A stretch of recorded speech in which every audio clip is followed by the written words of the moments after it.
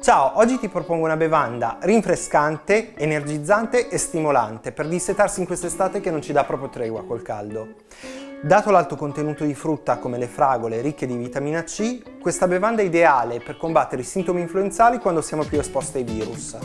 Ma basta parlare e iniziamo subito a prepararla dopo la sigla!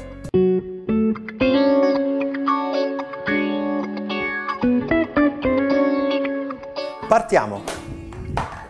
Inizia posizionando il cestello all'interno del boccale e inserisci dentro la mela, le fragole, i 6 chiodi di garofano e la stecca di cannella. Versa all'interno 1500 g di acqua .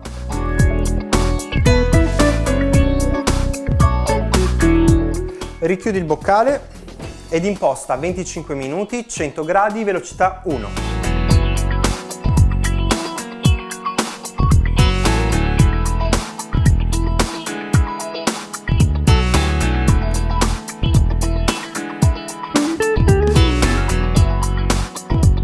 Adesso che è terminato inseriamo il cucchiaino di foglie di tè verde direttamente dal foro del coperchio e impostiamo 5 minuti, velocità 1.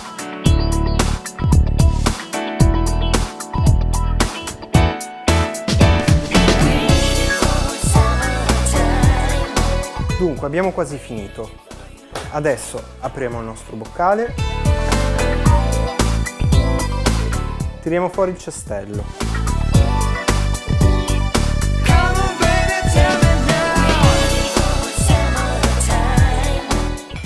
e lo mettiamo da parte. Prendete una bottiglia di vetro precedentemente sterilizzata, un imbuto e un colino a maglia fine e procedete a filtrare la nostra tisana.